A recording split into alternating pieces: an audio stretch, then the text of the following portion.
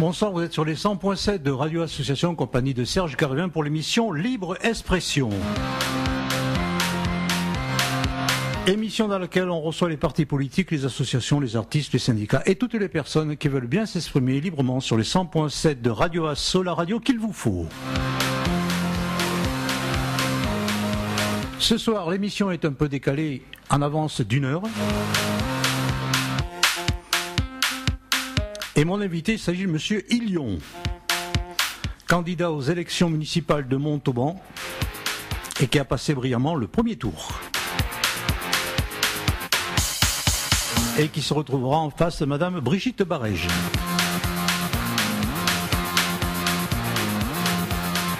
Monsieur Illion, bonsoir et bienvenue dans les studios de Radio Association. Bonsoir, merci pour l'invitation. Donc je vous laisse en compagnie de Monsieur Bertrand Sergue, donc je rappelle qui est docteur en droit et aussi maintenant récent chef d'entreprise. Voilà, donc moi je vous retrouverai à la fin de l'émission pour quelques questions qui sortent un peu du champ politique, si on a le temps. Bertrand, c'est à vous. Merci Monsieur Carvin, bonsoir Monsieur Arnaud Illion. Bonsoir. Vous êtes interviewé aujourd'hui à l'approche du second tour des élections municipales en votre qualité de candidat à cette élection locale. Votre liste, l'Alternative pour Montauban, a obtenu à l'issue du premier tour des élections municipales de mars dernier 29,88% des suffrages exprimés, vous plaçant en seconde position de ce scrutin. Suite au retrait de la liste Osons Montauban conduite par Monsieur Pierre Mardegan, c'est un duel qui s'annonce en vue d'exercer la fonction de maire à Montauban. Vous serez notamment opposé, ça a été rappelé par Monsieur Carvin, à Madame Brigitte Barège, qui a quant à elle obtenu 46,28% des suffrages exprimés lors du scrutin de mars dernier. Il est nécessaire de préciser que les électeurs montalbanais se sont peu déplacés lors du premier tour des élections municipales, et ce notamment en raison des incertitudes de nature sanitaire qui pesaient autour de ce scrutin. Par conséquent, est-ce que, selon vous, Monsieur Arnaud Illion, un taux de participation accru pourrait faire basculer en votre faveur l'issue de ce rendez-vous démocratique dimanche prochain ? Oui, effectivement, vous avez raison. Ce premier tour a été marqué par un défaut de participation très important.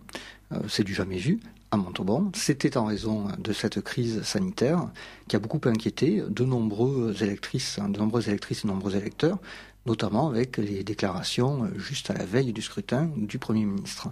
Et donc, oui, je ne vous cache pas que je pense, et c'est ainsi que je me suis exprimé d'ailleurs dès le premier tour, dès le soir du premier tour, je pense que ce scrutin est globalement faussé du fait de cette abstention massive.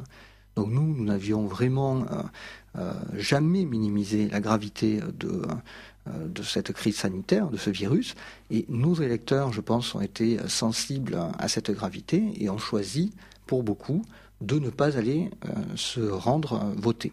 Et ils n'ont pas eu le temps de faire des procurations, puisqu'ils ont pris la décision rapidement suite aux déclarations du Premier ministre, je rappelle, le samedi soir. Donc effectivement, on a un scrutin qui est très surprenant, avec cette très faible participation, et un regain de participation pourrait vraiment changer la donne. Concrètement, par rapport à 2014, c'est 10 000 voix de moins qui se sont exprimées. 10 000 voix. Sans compter que depuis 2014, Montauban, qui est un territoire attractif, a gagné de nombreux habitants, 5 000 habitants. Donc il y a vraiment des marges pour changer la donne, ce scrutin, pour ce second tour. Pour être précis, l'écart de voix entre la liste de Mme Barège et la nôtre, et je ne parle pas de report de voix, je parle juste de l'écart au premier tour, c'est 2800 voix. Donc c'est vraiment, il faut que les électeurs montalbanais aient bien en tête que leur voix peut faire changer la donne, qu'ils peuvent venir s'exprimer pour ce second tour, et effectivement, ils auront une action sur le résultat du scrutin. Comment jugez-vous le retrait de la candidature de M. Pierre Mardegan ? Je juge pas, j'ai envie de dire. C'est une décision qui me paraît honorable et responsable. Monsieur Mardegan a des responsabilités au niveau de l'hôpital de Montauban. Il a dû gérer le service des urgences dans cette situation qui est quand même une situation tout à fait exceptionnelle. Manifestement, il était très pris pendant la période de confinement et je pense que c'est le genre de choses qui a pu aussi joué dans sa décision de se retirer pour ce second tour. Vous le disiez, ce scrutin local que constituent les élections municipales, il a malheureusement été éclipsé en mars dernier par cette crise sanitaire que nous connaissons encore aujourd'hui. Est-ce que cette situation inédite sur le plan médical a consolidé vos convictions politiques et l'intérêt du projet que vous souhaitez proposer aux Montalbanaises et aux Montalbanais ? Bien, effectivement, la lecture que l'on a a posteriori, après cette période de confinement, c'est que ce programme, que je rappelle, on a co-construit avec les Montalbanais. Donc ça correspond à des choses que l'on portait, à nos valeurs notamment de l'écologie, mais à l'issue de cette période de confinement, on constate que ce programme que l'on porte, il était clairement précurseur. Donc les nécessités qui ont été mises en relief par cette crise, eh bien, elles confirment, elles nous confortent dans ce que nous portions. Donc, par exemple, la nécessité d'organiser des circuits courts au niveau de l'alimentation pour rapprocher les producteurs des consommateurs, l'importance de l'écologie, l'importance d'organiser des transports doux. Donc, on a redécouvert la ville pendant cette période du confinement. On a vu combien il était agréable de pouvoir circuler et profiter d'une ville aérée, sans pollution et sans voiture.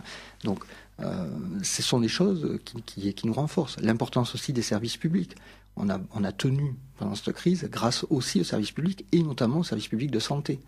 L'importance de l'hôpital.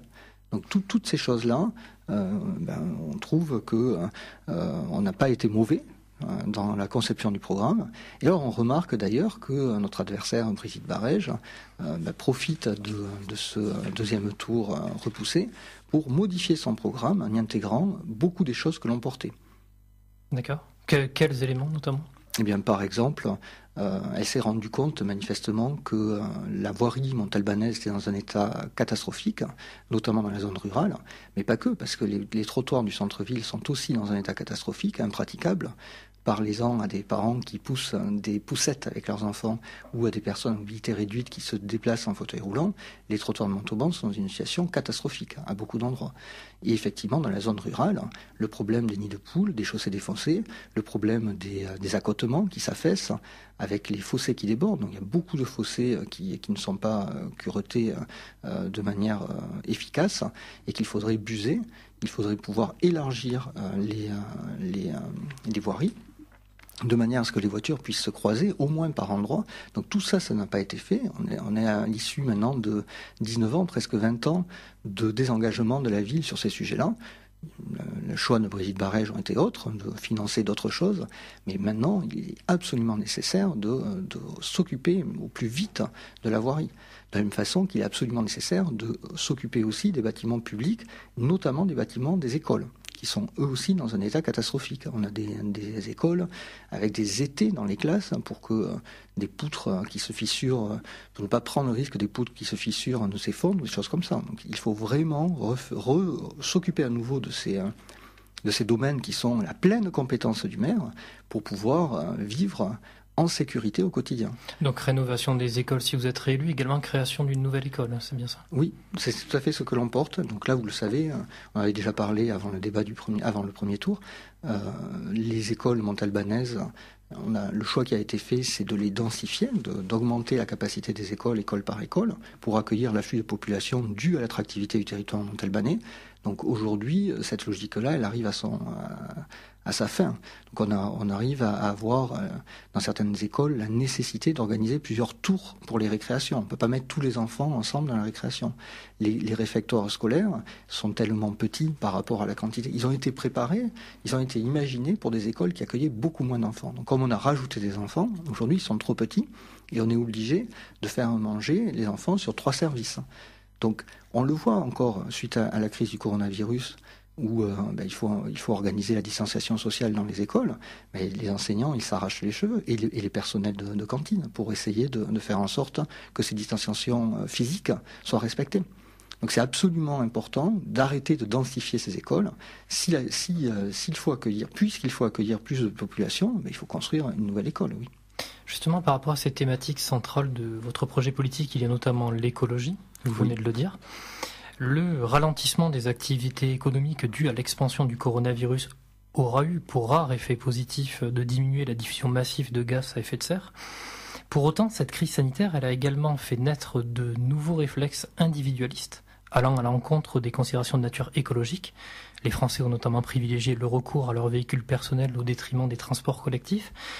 Le recours également aux emballages plastiques de manière massive. Est-ce que ces réflexes devront, selon vous, s'effacer progressivement au fil des années ? Eh bien oui, mais ce n'est pas un impératif moral, j'ai envie de dire, donc quand vous dites devoir, c'est vraiment un impératif physique, hein. C'est-à-dire que le plastique, c'est un produit de l'énergie fossile, du pétrole fossile, du carbone fossile, et on arrivera à très moyen terme, voire très court terme, à la fin de la possibilité d'exploiter le carbone fossile, à la fin du pétrole. Donc c'est renseigné, prévu depuis des années, et puis on voit maintenant que les réserves commencent à s'épuiser. Donc on vivra, ma génération, la génération de nos enfants, la fin du pétrole. Et ça va impacter complètement nos vies. Donc effectivement, le pétrole, ça sert à faire tourner les moteurs thermiques, donc faire avancer les voitures. Il faudra penser à d'autres énergies pour ça. Moi, je crois que l'énergie du futur, c'est l'hydrogène. Et on voit que la Chine ou la Corée du Sud investissent massivement sur la recherche pour le moteur à hydrogène. Donc, on va aller vers un cycle économique complètement différent. Donc, quand on parle de l'avion vert, c'est bien parce que le kérosène, d'une certaine façon, on sait que c'est à durée finie. On sait que dans quelques années, dans quelques dizaines d'années, peut-être 15 ans, on ne pourra plus tourner comme ça. Et effectivement, vous avez raison, l'autre utilisation massive du carbone, du pétrole, c'est pour fabriquer des plastiques. Et effectivement, on est beaucoup trop consommateur de plastique, on ne pourra pas continuer comme ça indéfiniment. Donc on le sait, c'est un formidable défi technologique. Beaucoup d'opportunités vont s'offrir pour des entrepreneurs qui vont vouloir produire des produits de substitution. Donc il faut le prendre comme une chance aussi. Et vous les aiderez, ces entrepreneurs, si jamais il y a des entreprises montalbanaises qui veulent se lancer? Donc absolument, il y a, bien sûr, il y aura, suite à cette crise, il y aura une mutation effectivement économique. Donc certains entrepreneurs montalbanais ont déjà compris ça, bien sûr, et ils se préparent déjà à modifier leur production, à s'adapter aux évolutions. Mais il y a aussi tout un tas de jeunes formés. La région toulousaine forme d'excellents ingénieurs, on a d'excellentes écoles d'ingénieurs.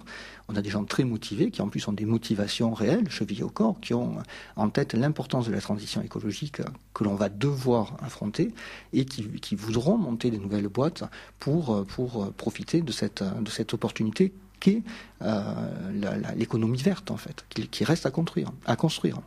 Donc oui, bien entendu que le territoire de Montauban accueillera à bras ouverts tous ces projets-là,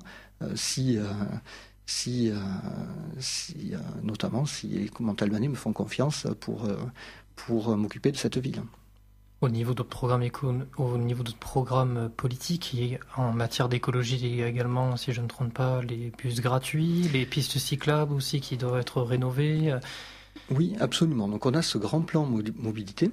Donc c'est la mobilité, c'est-à-dire les échanges, les transports, c'est quelque chose qui doit se prévoir à moyen terme, voire à long terme, donc avec un horizon 10-15 ans. Donc ça n'a pas été fait jusqu'à présent par Brigitte Barège, et on arrive dans une ville où ça commence à coincer. Donc quand Brigitte Barège est arrivée, il y a 15 ans, on n'avait pas d'embouteillage le matin quand on prenait sa voiture. Aujourd'hui, ça coince. Ça coince parce que ça n'a pas été anticipé.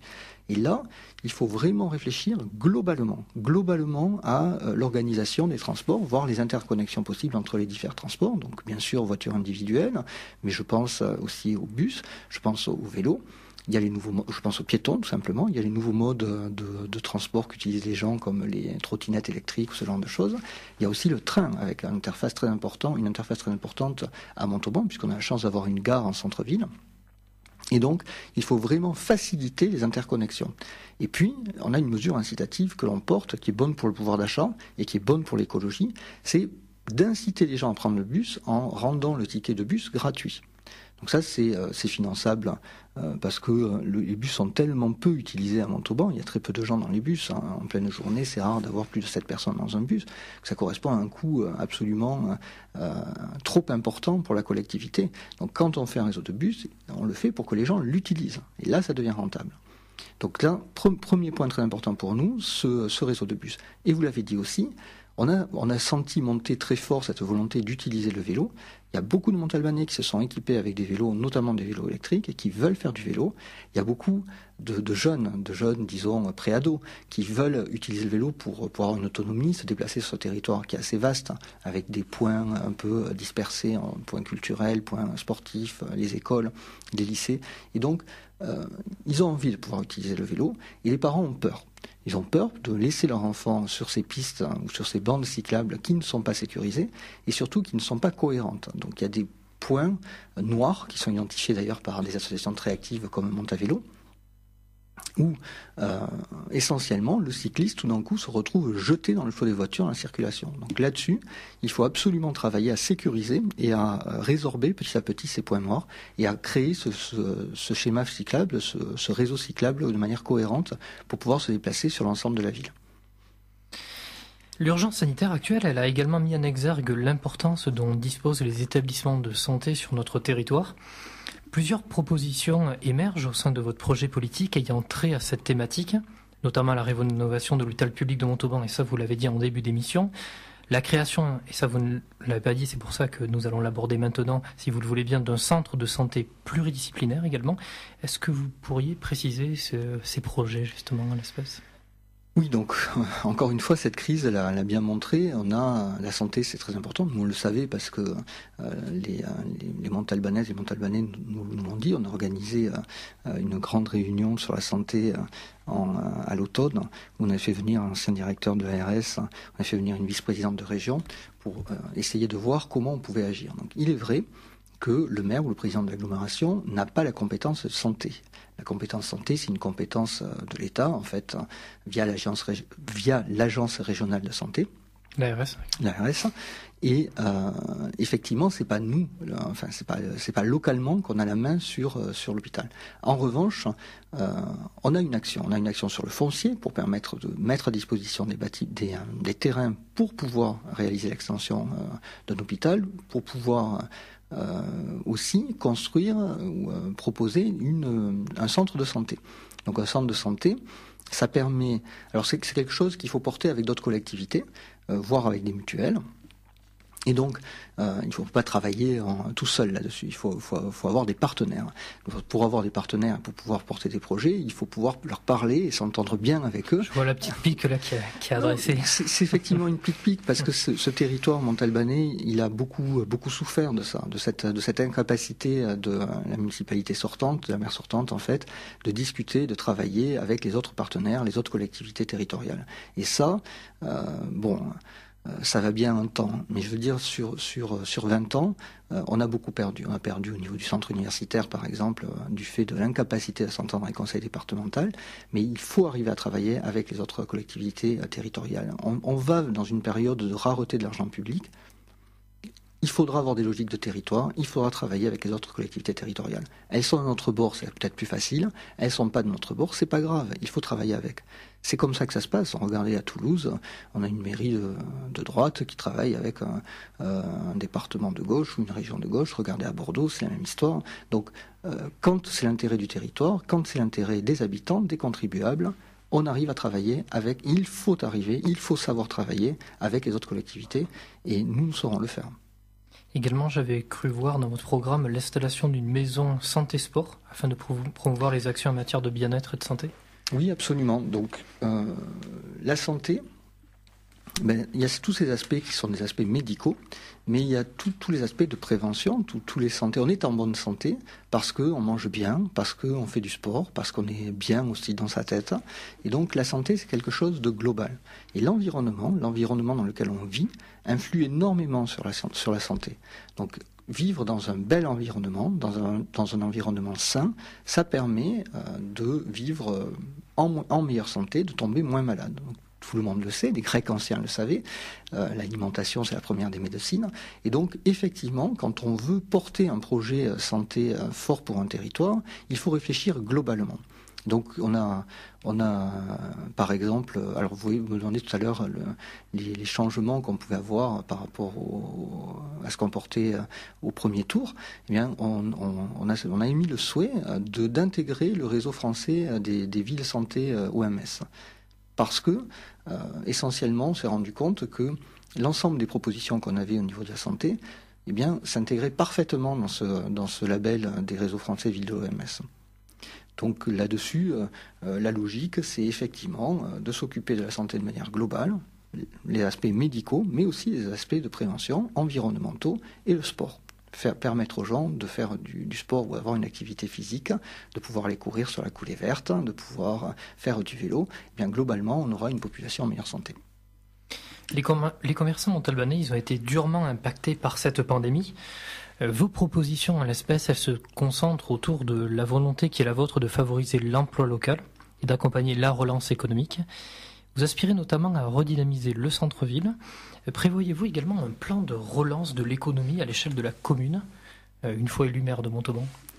Oui, donc effectivement, le centre-ville, vous savez, c'est malheureusement quelque chose que l'on traîne depuis plusieurs années. C'est un centre-ville qui est en repli, et ça, c'est vraiment un crève-cœur, j'ai envie de dire, pour les Montalbanais, dont je suis. Et donc effectivement, il faut arriver à dynamiser ce centre-ville. Pour ça, on a notre plan mobilité qui consiste à permettre aux gens de se rendre en centre-ville plus facilement. Aujourd'hui, ils n'y vont plus puisqu'il y a beaucoup de travaux, il y a peu de parking gratuit. Donc on a tout notre plan mobilité qui prend en compte ces problèmes, qui donne des solutions pour permettre aux gens de se rendre facilement en centre-ville. Et puis, on a aussi la volonté de le redynamiser avec de l'animation culturelle, de l'animation commerciale, de l'animation sportive, pour qu'on aille en centre-ville, pour qu'il se passe des choses. On a aussi la volonté d'attirer des nouveaux habitants, des propriétaires habitants en centre-ville. Parce qu'aujourd'hui, on a peu de propriétaires habitants en centre-ville, et donc des logements qui, à partir des premiers ou deuxième étages, s'abîment parce qu'ils ne sont pas habités. Donc là-dessus, il faut vraiment redevenir attractif. Pour ça, une des clés, ça peut être le tarif résidentiel pour les parkings du centre-ville, pour que ces parkings qui ne sont pas utilisés jusqu'à présent le soient à un tarif préférentiel pour les résidents. Mais vous avez raison, globalement, il va falloir s'occuper de la relance économique à l'échelle du territoire de la commune, territoire de l'agglomération. Parce que, comme on le disait tout à l'heure, cette crise, elle a joué un rôle de révélateur, d'accélérateur de tendance, et une économie qui allait peut-être sur certaines filières qui étaient en perdition mais lente, qui allait évoluer lentement pendant 10-15 ans vers autre chose, eh bien tout d'un coup se retrouve en danger et il faut réagir vite. Donc effectivement, tout le secteur aéronautique toulousain qui irrigue la plaine montalbanaise via des sous-traitants, mais via aussi toutes les sociétés de services à ces sous-traitants, va être impacté. Donc on s'attend à un troisième trimestre dur et puis peut-être à 2-3 années difficiles. Et donc il faudra être au soutien des artisans et des industriels locaux. Donc là-dessus, on a plusieurs outils. Donc un des outils, c'est le fonds local qui est porté par la région. C'est un fonds de 80 millions d'euros. 80 millions d'euros, c'est très important. Il y a beaucoup de régions qui nous envient ce fonds local. Et donc, il faut rentrer dans ce fonds local. Donc, pour rentrer dans ce fonds local, il faut le décider au niveau de la municipalité ou de l'agglomération.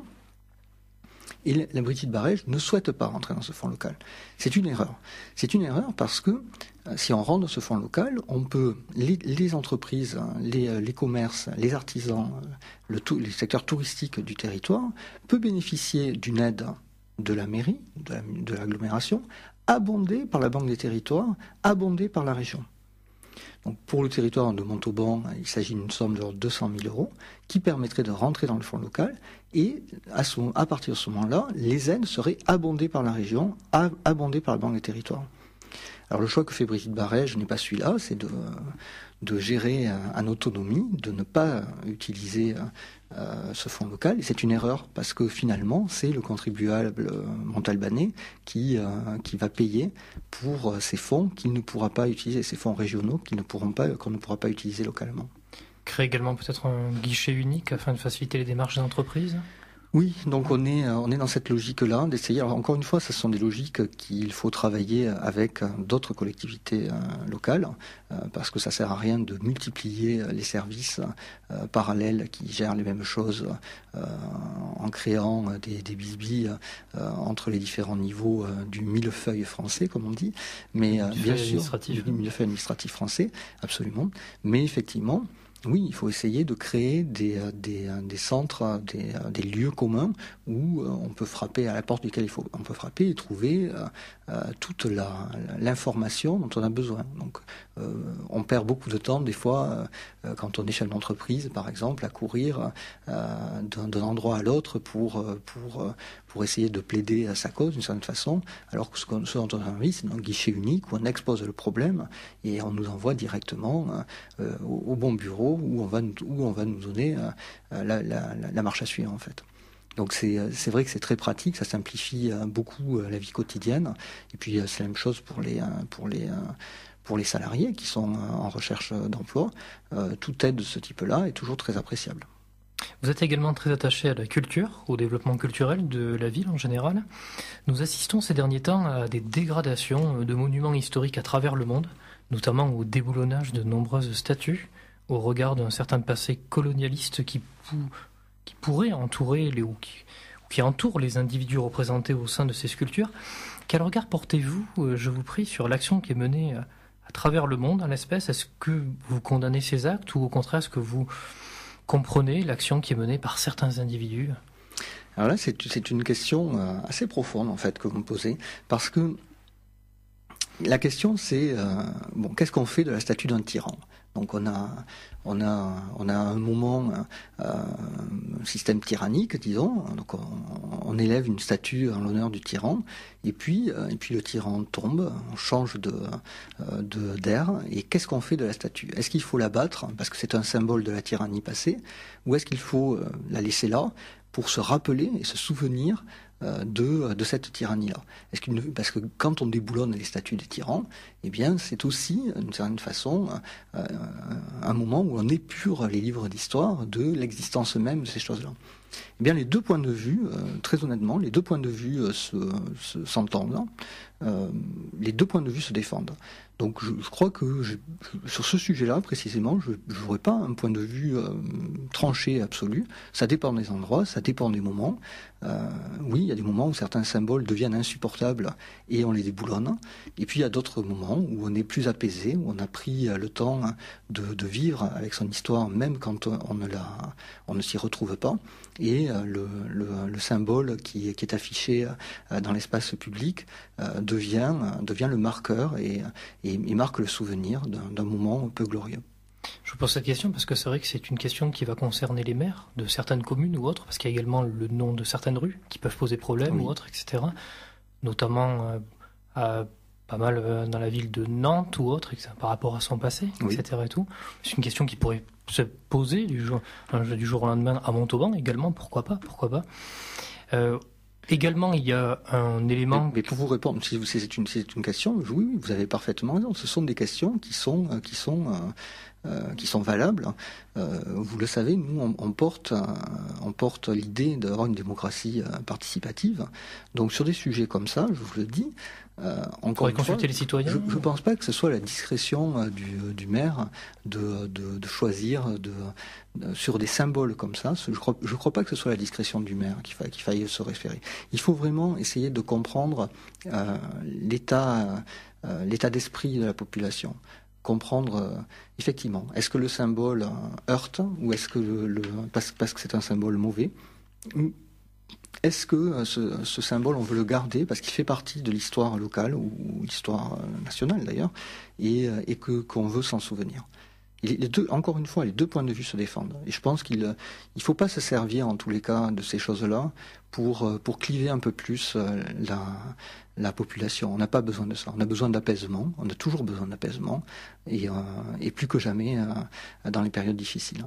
Donc le but n'est certainement pas, en tous les cas, mon but ne serait certainement pas d'attiser le feu par un jeu de symboles comme ça. La sécurité, c'est une thématique qui est également chère aux Français. Les habitants de la commune de Montauban n'échappent pas à cette volonté de vivre dans un climat de sérénité et de sécurité quotidienne. Les villes peuvent en effet être le théâtre, et là aussi je me réfère à l'actualité de violences urbaines. Cette actualité, l'actualité nous le rappelle chaque jour. Des affrontements d'une ampleur quasi inédite ont récemment eu lieu à Dijon. Pendant 3 jours et 3 nuits consécutives, les autorités publiques ont semblé complètement dépassées par l'ampleur des affrontements. À l'aune de cette actualité, ainsi qu'au regard des particularités de la commune de Montauban, quelles seront, je vous prie, Monsieur Hélion, vos priorités en matière de lutte contre la délinquance? Alors, je vous l'ai déjà dit, je considère, enfin je ne sais pas si je vous l'ai déjà dit à ce micro, mais je l'ai déjà dit, je considère que la sécurité c'est un droit pour nos concitoyens, et que donc le maire doit mettre tous les moyens de la collectivité à la disposition des citoyens pour leur assurer ce droit-là. Donc il faut faire tout ce que l'on peut pour que la sécurité soit garantie. Et donc vous me parliez d'émeutes urbaines, donc bien sûr c'est un cas extrême. Souvent ces moments très difficiles qui arrivent régulièrement, enfin pas régulièrement, mais dont on sait sur les dernières décennies que tout d'un coup on voit des émeutes urbaines commencer sur certains territoires. Et bien souvent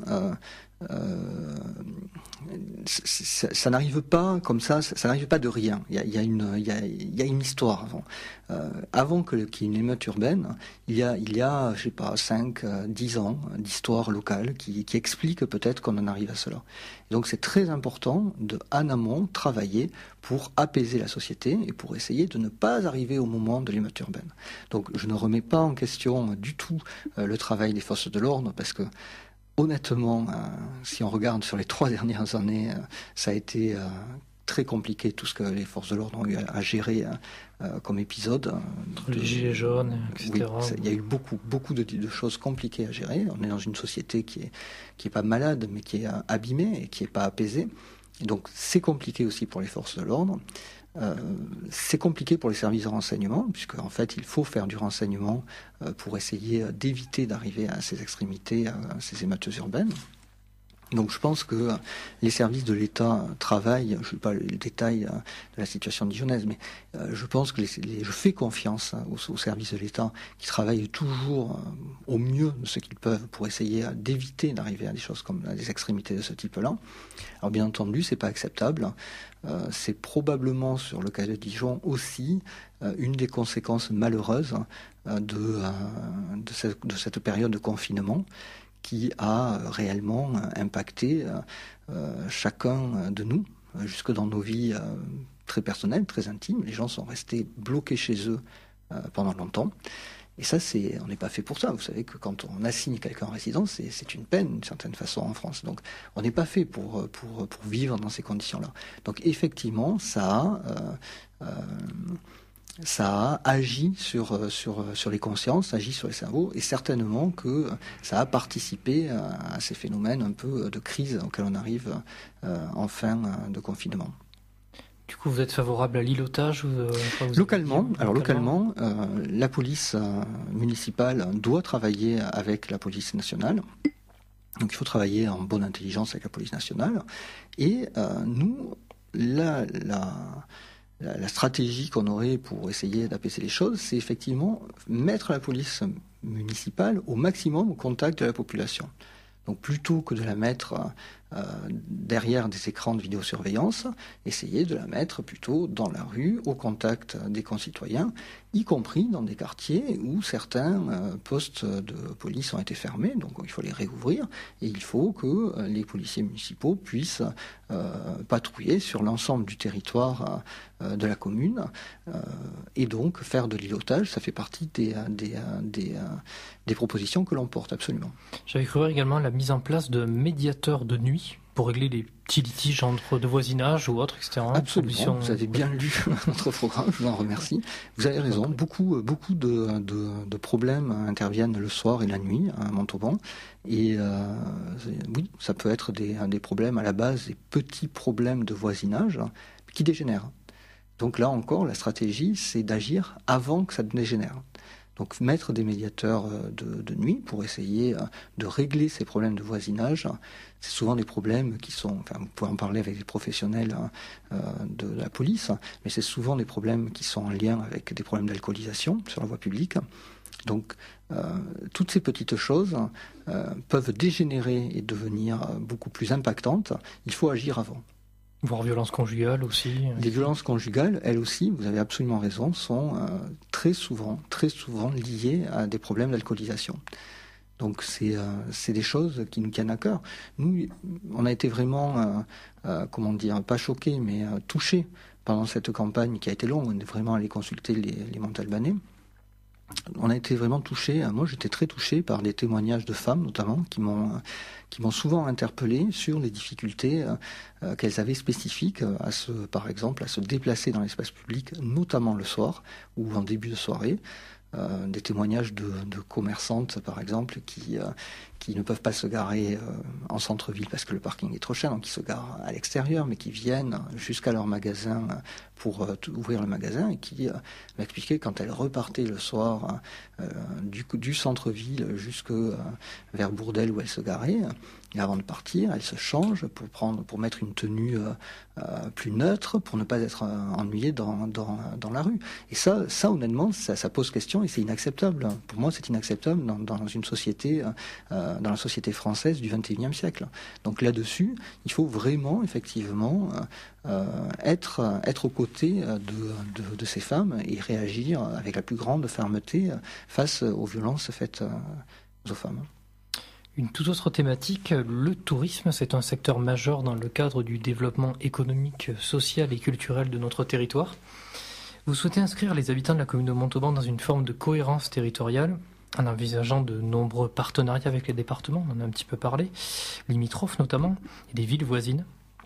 Pour que Montauban soit une commune attractive, vous exprimez le souhait notamment d'instaurer un maillage touristique. Si je ne m'abuse, c'est bien cela, monsieur Hélion ? Absolument. Donc le tourisme, je pense que pour la commune de Montauban, on a une grosse marge de progression. Encore une fois, on pâtit d'une situation dans laquelle le tourisme a été envisagé à l'échelle communale. Peut-être à l'échelle de l'agglomération, je crois même pas, mais essentiellement à l'échelle communale. Et ça, il suffit de parler à des professionnels du tourisme de tout ordre, on sait que ça ne marche pas. Donc si on veut faire de l'activité touristique qui marche, c'est-à-dire qui attire des touristes, qui restent sur place pendant un moment, il faut mailler le territoire. Il faut que c'est très concret. Quand vous allez quelque part en vacances pour une semaine, vous posez quelque part et vous rayonnez autour pour profiter des diverses offres qui sont à votre disposition. Donc à Montauban, on n'a pas su faire ça. Montauban n'a pas su travailler avec les autres communes alentours, avec les villes qui ont elles aussi un patrimoine intéressant alentour, des fois effectivement même en limite de département, et puis avec le département. Donc là, il faut vraiment construire une offre touristique cohérente à l'échelle d'un territoire plus grand que celui de la commune. Donc on pourrait avoir de très beaux projets. On pourrait utiliser par exemple le fleuve que l'on a en ville, qui est le Tarn, et qui, vous savez, est relié par le canal de Montèche au canal collatéral à la Garonne.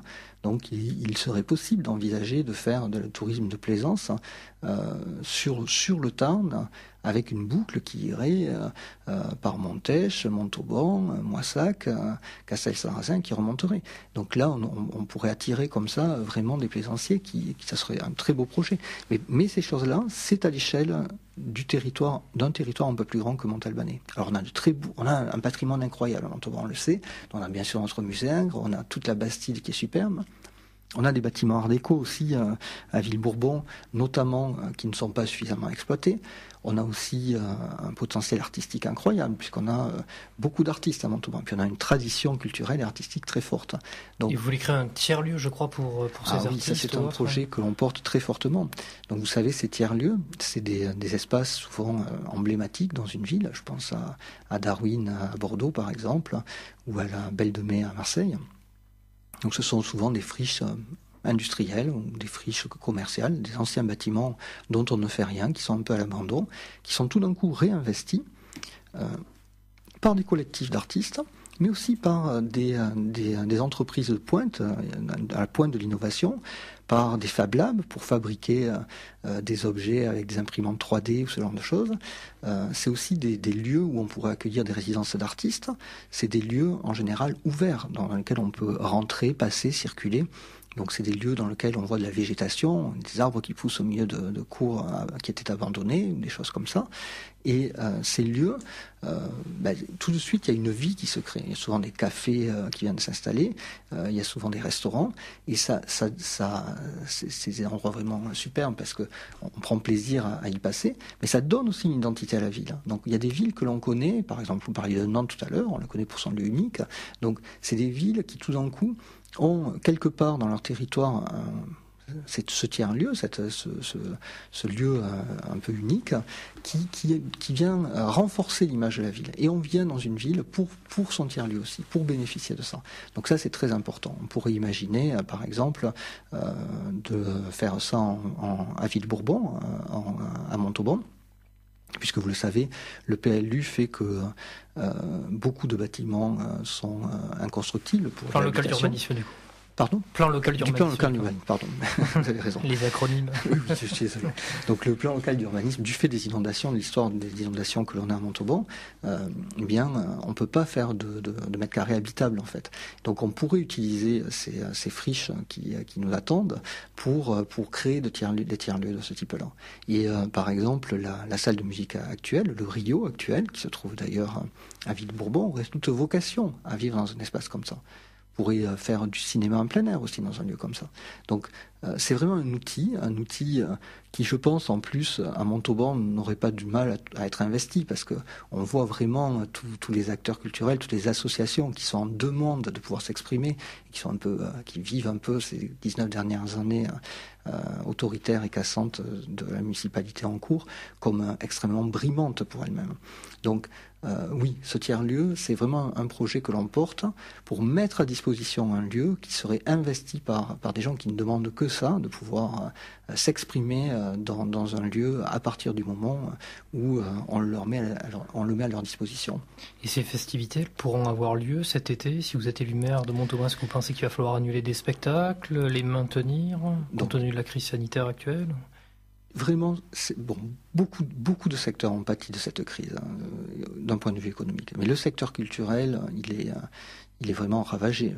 Les salles de spectacle ont été fermées, les divers festivals n'ont pas eu l'autorisation de se tenir, ou pire, ont été laissés dans un flou juridique insupportable pour les festivals de moins de 5000 participants.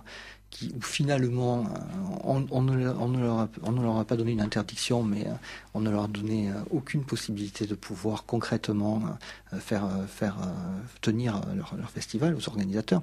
Donc c'est vraiment terrible. Les artistes ont été muselés. Alors c'était pas une volonté, mais de fait, on a vraiment là un secteur qui a beaucoup souffert.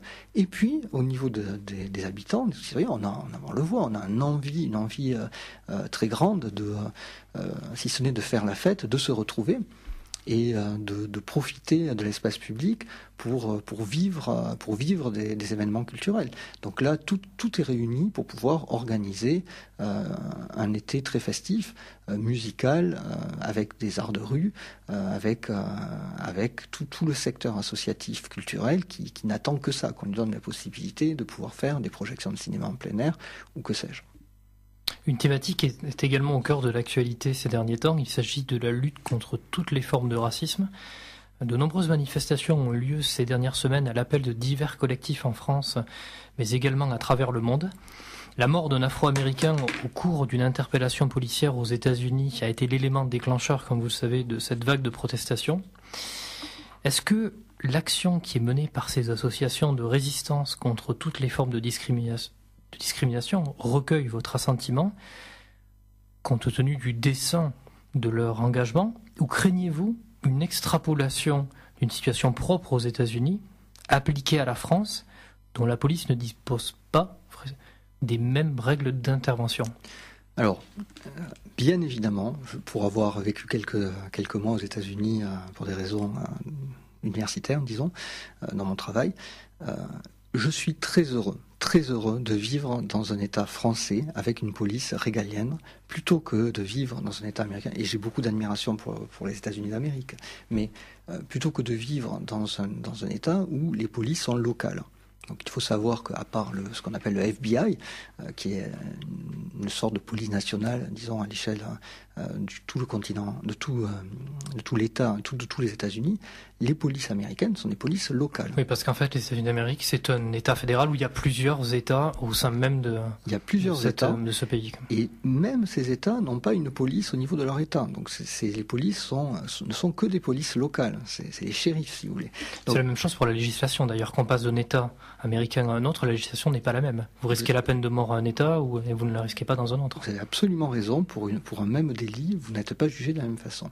Et alors, vraiment, ça crée une fragilité institutionnelle. Enfin, pour moi, en tant que Français, c'est un système que je ne comprends pas. Et j'ai vraiment beaucoup de respect et d'admiration pour ce grand pays qu'est les États-Unis, qui ont aussi, avec la France, historiquement, inventé, j'ai envie de dire, la liberté.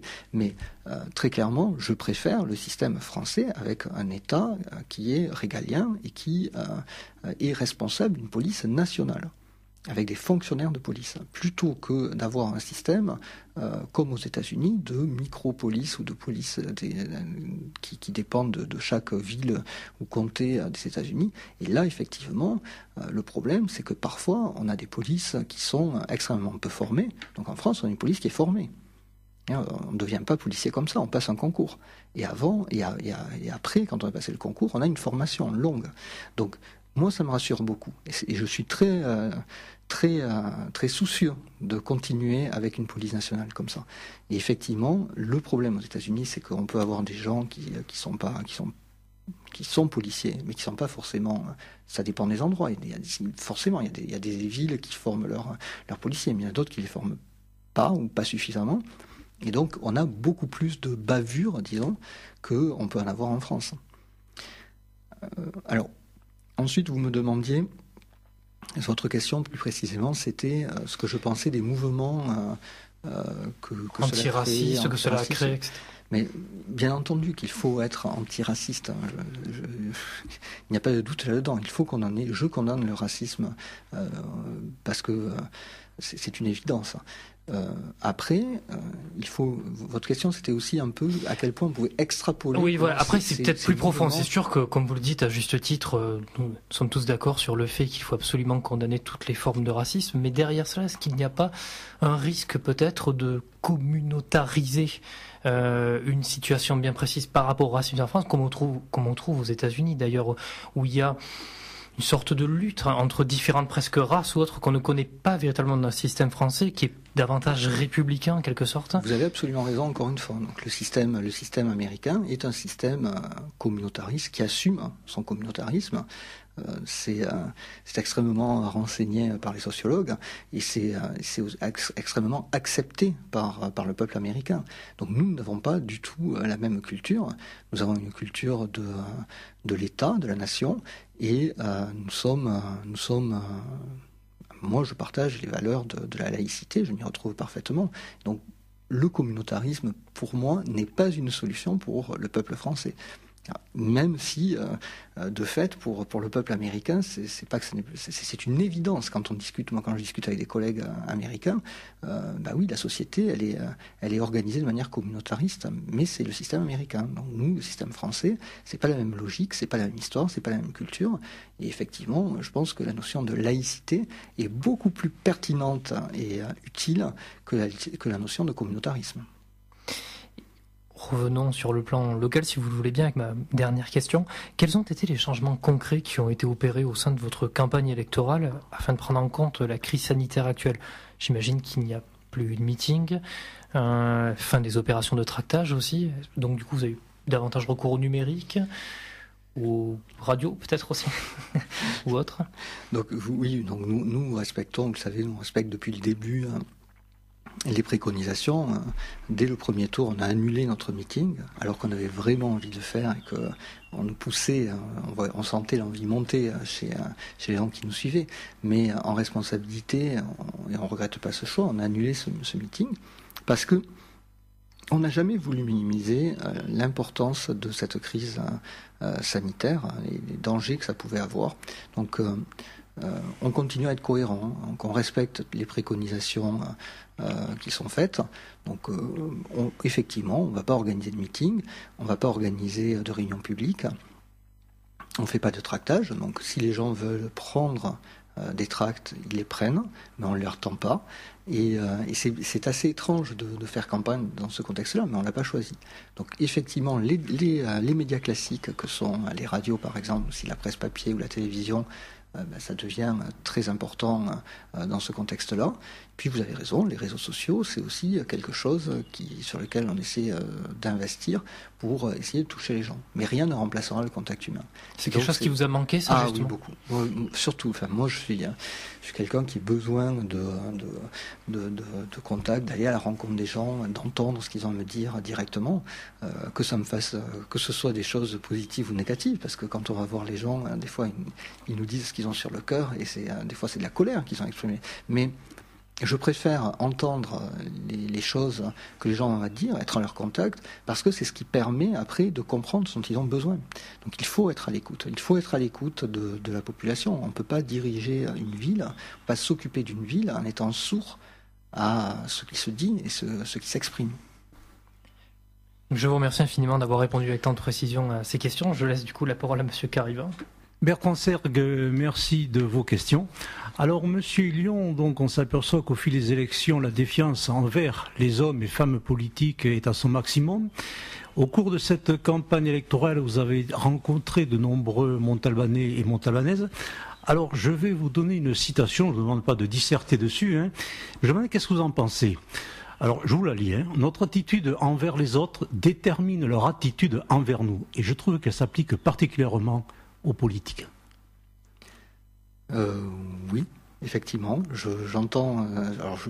Oui, elle s'applique aux politiques. Elle s'applique de manière plus large, je pense. Oui, effectivement. Je le disais il y a une minute. Le rapport direct, le contact avec les autres, avec nos concitoyens, c'est quelque chose de très important. C'est nécessaire. Il faut être dans une situation d'échange, d'écoute. Et oui, quand on oublie de faire ça, quand pris sûrement par un système qu'on a mis en place ou pas, mais peut-être pris par un système, on oublie d'aller à la rencontre des concitoyens, des électeurs, eh bien oui, à un moment on est, comme on dit, déconnecté. On ne sait plus ce que les gens pensent, ce dont les gens ont besoin. Et dans ces cas-là, on se trompe, on agit, on est à côté de la plaque. Parce que dans le mot attitude, il y a l'attitude politique aussi, et politicienne, qui déplaît de plus en plus aux gens. Je vois ce dont vous voulez parler. Donc effectivement, ça joue aussi le moment où on est tellement... oui, peut-être qu'à un certain niveau, pour les hommes et les femmes politiques, ils rencontrent finalement plus de leurs congénères hommes et femmes politiques que de citoyens lambda. Et effectivement, peut-être qu'à ce moment-là, ils en oublient un peu... Oui, c'est la vraie déconnexion. Vous savez qu'il y a une phrase aussi qu'on dit on vous promet la lune au cours des élections, et puis ensuite on vous montre, je ne dirai pas le reste. Donc tout ça aussi permet, si vous voulez, cette défiance. Le mensonge aussi, le mensonge. Le mensonge permet la défiance. Les promesses, je pense que les promesses, on dit toujours qu'elles n'engagent que ceux qui y croient, mais les promesses, c'est... Les promesses non tenues, oui, au bout d'un moment, elles créent une défiance très forte. Alors, je vais vous poser une autre série de questions. Alors, vos passions et vos activités, quelles sont-elles ? Mes passions et mes activités. En dehors de la politique. J'ai envie de vous dire que ces derniers mois ont été assez terribles, parce que cette campagne, c'est ma première campagne que je fais comme ça. Donc j'avais sous-estimé le temps que ça me prendrait sur ma vie personnelle. Mais et sinon, qu'est-ce que c'est ? C'est le cinéma, la littérature, les maths aussi. Alors les mathématiques, c'est votre métier. Extrêmement prenante. Enfin, il y a le métier à l'enseignement, mais il y a la recherche en mathématiques. Donc c'est quelque chose d'extrêmement prenant. Où effectivement, on fait ça au moment où on travaille sur un article de recherche. On essaie de démontrer de nouvelles choses, de comprendre de nouveaux concepts. Oui, c'est un moment qui est extrêmement prenant. Donc on fait pas ça en dilettante, on fait pas ça à moitié. Donc c'est vrai que c'est une passion que je vous avoue, j'ai mis un peu en sommeil sur ces derniers mois, de fait, Alors je continue un peu. Et comme activité, des activités physiques, intellectuelles alors je lis, je vais au cinéma, bien sûr. Je vous avoue que je fais pas, en ce moment je ne le fais pas, mais je suis assez un consommateur de séries à la télé, beaucoup. On a d'excellentes séries. Je me les prends au jeu et je les descends pendant tout un week-end. Je suis assez compulsif à ce niveau-là. Et puis après, la vie familiale m'occupe beaucoup. Vous savez, j'ai une femme et une épouse et une enfant de 6 ans, ma fille. Et oui, une enfance, ça prend beaucoup de temps dans la vie, mais c'est un plaisir. Et enfin, dernière peut-être activité qui m'occupe et qui me détend quand j'ai besoin un peu de faire le point et d'avoir une activité plus apaisante et relaxante. C'est le jardinage. Là, j'ai profité du confinement aussi pour aller planter quelques plants de tomates, de poivrons et d'aubergines en l'occurrence. Donc oui, j'aime bien travailler dans mon jardin un petit peu. On sue des fois avec une pelle bêche et ça fait du bien. Accordez-vous votre confiance facilement? Oui, j'accorde ma confiance plutôt facilement. L'expérience montre que parfois on a tort d'accorder la confiance, mais la grande majorité du temps, quand on accorde sa confiance, eh bien, on est payé de retour, je pense. Et puis, il y a quelques personnes qui n'étaient pas dignes de confiance, on s'en souvient, et puis on leur fait plus confiance, disons. Et votre premier trait de caractère, quel est-il? Mon premier trait de caractère? Alors là, il faudrait demander à mes proches, je ne sais pas. Vous savez pas? Je ne sais pas quel est mon premier trait de caractère. C'est vraiment une question à poser à mes proches. Autre question, qu'est-ce qui vous fait peur? Qu'est-ce qui me fait peur? De quoi ai-je peur? Voilà, vraiment, vous me cueillez. De quoi ai-je peur? Je ne sais pas. Dans la société, est-ce qu'il y a quelque chose qui vous fait peur? Ah oui, non. Ce qui me fait peur, c'est des fois le manque de réactivité. C'est-à-dire le fait de voir venir le mur et de pas savoir l'éviter. Là, ça m'inquiète beaucoup sur l'intelligence collective quand je vois la chose qui me vient en tête immédiatement, c'est de voir cette urgence écologique qui est absolument évidente d'un point de vue scientifique et même intuitif, et de voir qu'on continue parfois à foncer vers le mur, alors que tout signale qu'il faut rééquilibrer les choses. Oui, il y a une inquiétude. Quand on pense... Alors moi, je ne suis pas un collapsologue. Je ne sais pas si vous connaissez le terme. Non. Donc il y a des gens qui prédisent l'effondrement des sociétés. Vous êtes collapsologue. Mais c'est quand même des choses qui font réfléchir. Donc il y a des gens qui ont étudié diverses sociétés, qui à un moment s'effondrent. Vous savez, des sociétés qui étaient à leur apogée. Tout d'un coup, elles disparaissent. On ne sait pas trop pourquoi. Les archéologues disent jusqu'à telle année... on construisait des pyramides à cet endroit-là, et puis tout d'un coup, c'est fini.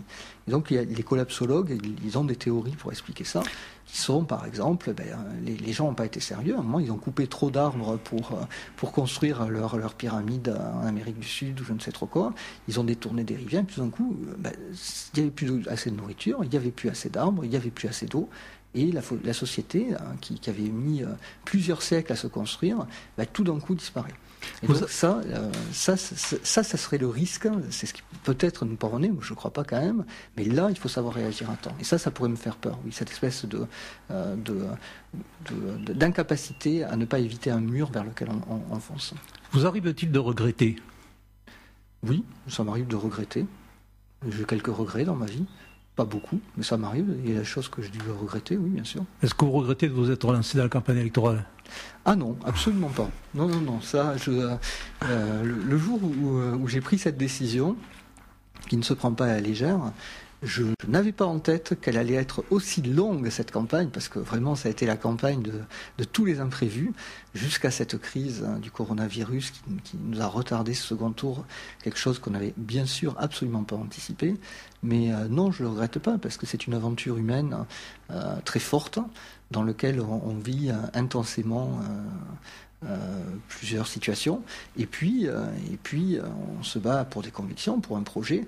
Et moi qui aime Montauban, qui a envie de voir cette ville prendre les bons chemins et sortir des mauvaises directions, disons, eh bien j'espère pouvoir mener ce projet jusqu'au bout. Alors justement, vous me tendez la perche pour cette question. On a parlé beaucoup de Montauban et vous venez d'en parler. Qu'est-ce qui vous plaît à Montauban ? J'ai beaucoup de choses qui me plaisent. D'abord, j'ai de bons souvenirs d'adolescent ici à Montauban, donc j'ai une vraie tendresse pour ces années-là, comme tout le monde pour son adolescence. Et ensuite, cette ville, c'est vraiment la ville à taille humaine pour moi, qui est ni la mégalopole à la française, ni le petit village. Donc on trouve à Montauban un peu, c'est la bonne échelle. Pour moi, c'est la bonne échelle de vie. Puis il y a ce côté très urbain et très rural en même temps, que j'apprécie beaucoup, pouvoir sortir, être immédiatement dans la nature, et puis pouvoir profiter malgré tout de tous les attraits d'une ville. J'aimerais même qu'il y en ait un peu plus, j'aimerais qu'il y ait un centre universitaire plus développé, j'aimerais qu'il y ait peut-être une offre cinématographique plus grande, une offre culturelle plus grande. Mais j'aime beaucoup cette ville. Cette ville, elle est belle, elle est très belle. Elle a un patrimoine un peu sous-estimé par certains endroits. Je pense notamment à Ville-Bourbon, où on n'a pas su mettre suffisamment en valeur certains bâtiments. Il y a ces 3 rivières qui irriguent la ville. Donc oui, c'est une ville superbe, Montauban. Alors je vous rappelle une phrase célèbre de Martin Luther King qui disait « J'ai fait un rêve, vous faites quoi comme rêve ?» Je pense que le rêve de ma génération, et surtout de celle de nos enfants, c'est d'arriver à infléchir à temps nos comportements, de manière à vivre cette mutation climatique qui nous arrive et qui est face à nous, de manière plus sereine que ceux qui se dessinent si on ne fait pas les bons choix rapidement. Alors, qui auriez-vous ou qui aimeriez-vous rencontrer ? Qui j'aimerais rencontrer ? Ou dans le passé, que vous auriez aimé rencontrer, qui est peut-être décédé. Alors, il y a quelques grands mathématiciens, mais c'est peut-être un peu anecdotique. Villani ? Villani, j'ai déjà rencontré, par contre. Les mathématiciens vivants, la communauté est suffisamment petite, on se connaît à Villani. Mais je pense qu'il y a quelques mathématiciens décédés que j'aurais aimé rencontrer. Et pour en citer un local, c'est Descartes, bien sûr. On peut difficilement, en habitant la Tarn-et-Garonne, ne pas parfois penser que sur ces mêmes terres vivait il n'y a pas si longtemps, finalement, Descartes. Alors à ce même micro, Madame... à ce même micro, Madame Barège, c'était la fois précédente, avait dit de vous, c'est un gentil. Alors qu'est-ce qui vous énerve ? Qu'est-ce qui m'énerve ? Ce qui m'énerve, c'est... Qu'est-ce qui m'énerve ? Madame Barège, est-ce qu'elle vous énerve ? Est-ce que Madame Barège m'énerve ? Oui. Non, pas vraiment. Madame Barège ne m'énerve pas. Non, Madame Barège ne m'énerve pas. Madame Barège, je la combats politiquement. Je pense que les projets qu'elle porte pour cette ville ne sont pas les bons. Je pense que la vision qu'elle a pour ce territoire, c'est pas la bonne. C'est un projet qui regarde plutôt dans le rétroviseur, qui regarde plutôt, elle urbanise cette ville un peu comme on urbanisait les villes dans les années 70, ou en tout cas à la fin du XXe siècle. Et je pense qu'elle n'a pas vu quels sont les enjeux de l'avenir. Mais non, elle ne m'énerve pas particulièrement. D'accord. Bon, écoutez, est-ce que vous voyez d'autres choses à dire que vous souhaitez dire à vos électeurs et électrices, tant que vous êtes en direct ? Les électeurs et les électrices, je peux leur dire que je pense que si, comme moi, ils veulent en finir avec ces 19 ans, 19 ans c'est très long, c'est 19 ans de gestion très centralisée, très autocratique, eh bien, ils ont la possibilité de le faire ce dimanche, en allant voter pour l'alternative pour Montauban, pour mettre fin à ces 19 ans. 19 ans, c'est long. 25 ans, ça serait peut-être vraiment trop. Voilà, écoutez, je vous souhaite bonne chance. Merci d'être venu au micro de Radio Association. Merci.